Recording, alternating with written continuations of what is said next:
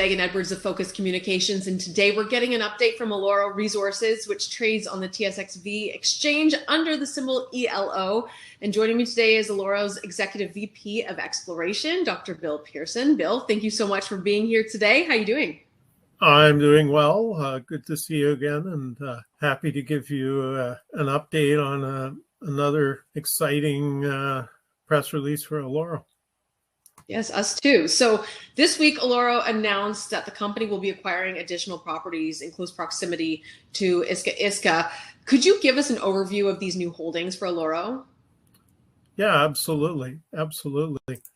Our usual forward-looking statements, and just to remind people of our lovely caldera here with all its major target areas. And we're in this Iska Iska caldera complex, which in itself is very, very extensive. Our target zone we're drilling now is some 2 kilometers along strike by 500-600 more meters wide and extends down to almost 1 kilometer. So this is a huge, huge system. And so if we go to our new properties here, one of our motivations for acquiring the properties is we think that there's a huge structural mineralized corridor running through here.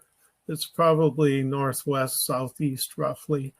You can see in the green here the original Iska Iska property, and we've acquired additional properties. The ones in the red are optioned, and the ones in the brown are staked. So you can see we've got quite an impressive land position now. It's almost 500 square kilometers, but it's very much based on the belief that this Iska Iska system here isn't an isolated one-off event. It's clearly a major system, but we think it's within a much more extensive structural package. So this gives us an awful lot more opportunities to find more deposits in this belt, which we've had tremendous success at Iska Iska, and I think this is a great addition to our story. And it looks like these projects benefit from historic mining. Could you discuss some of the historic work that has taken place and the results from the recent geophysics survey you completed at Cassiterita? Yeah, absolutely. So here's a map that shows, this is the analytical signal here from our magnetic survey. You can see the inset map here where Iska Iska is, and then you can see the Mina Cassiterita property here in the red, which ties on the south end of Iska Iska and goes to the west. It's a very interesting property. We've talked quite a lot over the past year about how we believe there's a very large tin porphyry beneath our epithermal mineralization at Iska Iska. We have lots of indications from the drilling. We've hit some very good tin zones on the edge. We tend to hit tin at the bottom of some of our deeper holes. And of course, we have this very, very extensive magnetic anomaly. And the reason the magnetite is there is because pyrrhotite tends to be a proxy for tin, and pyrrhotite is magnetic. The biggest issue in Iska Iska, of course, we're sitting in a mountain that's a kilometer in relief from the valley to the peak of Iska Iska. So this porphyry target is deeper down. So our interest in Mina Cassiterita was really triggered because there's old artisanal workings there dating back from the early 60s. They produced some 65,000 tons, grading 50% tin. And this is coming from high-grade cassiterite veins that they were mining. So when we were able to acquire this property, first thing we did was a magnetic survey. And you can see the map here. This is a presentation called analytical signal. And what analytical signal does is really really show you the anomalies very clearly. So you can see the main Iska Iska property here on the left, and then when you go towards Cassitarita, you can see this very, very strong anomaly in this red here. There's some parts where we didn't have any data because it was too difficult to survey. But this is a very, very likely shallow magnetic intrusive. And we know, of course, there's artisanal workings with tin here. We're clearly much lower in the whole section than we are in the upper part of Iska Iska, where we're dealing with much higher level epithermal mineralization. And interestingly, you'll see the Porco adit just on the northeast side of this anomaly. Porco is a very fascinating adit. We channel sampled that. We got extremely high grades over 103 meters, very high silver over 100, 1.44 gold, 0.5% copper, and 0.66 tin.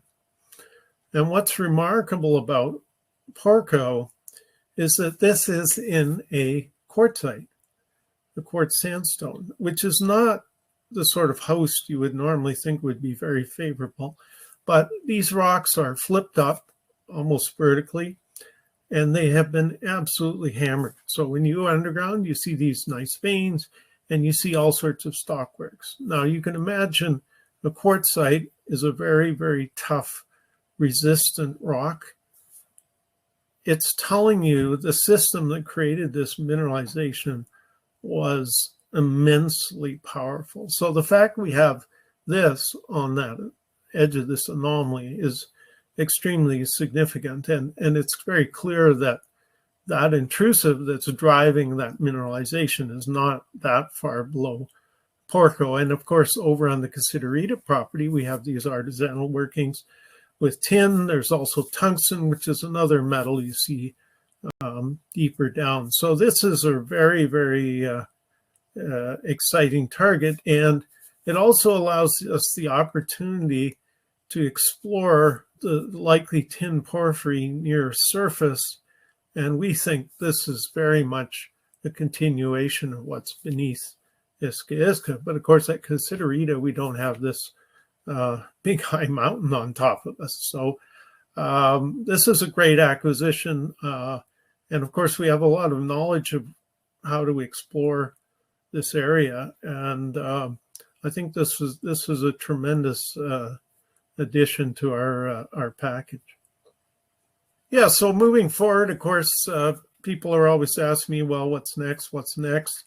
We're, as we announced in our last release, we're pretty much near the completion of the definition drill program that is defining, will be used to define our inaugural mineral resource estimate, which we're aiming for towards the end of Q1 2023. And I would like to point out to your listeners that normally when you use the word definition in the mineral industry, it means you've defined your zone out to its limits, and then you're going to head to estimate a resource. This is very much a progress report because, frankly, we haven't defined the limits of anything yet. The zone remains open along strike, down dip. And the exciting part is our drilling continues to show, as our geophysics indicated, that this is going across the valley like a freight train. And that has big implications for future development down the road because that area is obviously very good open pitable potential. We keep expanding this target zone. It's now 2 kilometers long. I was actually just looking at our geophysical model this morning. The actual model is 2.25 kilometers long. It's extraordinarily big. We're also working with Blue Coast on the metallurgy testing. That's coming along extremely well. And we're currently putting together both a geophysical domain model, which is almost done, and we'll be integrating that with our geology model, and that will form the basis for our resource estimate, which Micon is doing. So all of that is moving along very, very, very well. And before we wrap things up, Bill, is there anything you'd like to tell us? Well, I would just say stay tuned. I think our stock price has been beaten down like a lot of other junior companies, but this is unquestionably a world-class discovery. It's huge. We're getting more and more understanding. We've got quite a few drill results still to come. As of this last release, we had about 16,000 meters pending, and certainly we'll be releasing more results in the coming weeks as we get additional assays in.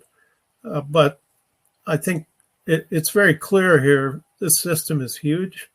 And, I'm not going to speculate on numbers, obviously, but we certainly expect to outline a substantive resource. We also have some mining engineering work going on with Gemin out of Lima. They've been working on preliminary designs for open pit and underground. So we've got all sorts of various moving parts here, but they're all going very well and forward in a very organized, collective manner with the objective of completing this resource. But this will be a progress report. This is really an extraordinary system. I've never seen anything like it in the 48 years I've worked in the business. And it continues to surprise. And now that we've added in these additional properties, certainly in the shorter term in Cassiterita, we'll be doing some surface geology and sampling and figuring out where all these old workings are, so we have an idea of the distribution of the old work. And obviously, we would like to set that up to drill reasonably early in the new year, and we'll be doing initial geophysical surveys on working through these other properties. And we're quite convinced that we are indeed in this major structural mineralized corridor. And if we're right, there's a lot of potential on those other properties as well. So very exciting times at Eloro. If you look back in the past year, we've continued to build the story. We've put out more results. We've extended the targets. So it's moving along. It's not like we've gone backwards everywhere. This project has continued to move forward all year, and I think 2023 will be a very, very exciting year for the company. Well, thank you so much for coming on today to give us an update, Bill. We're looking forward to having you on very soon to provide additional updates. Oh, great to be here. Good to talk with you again, and always enjoy doing these updates. See you soon. Take care.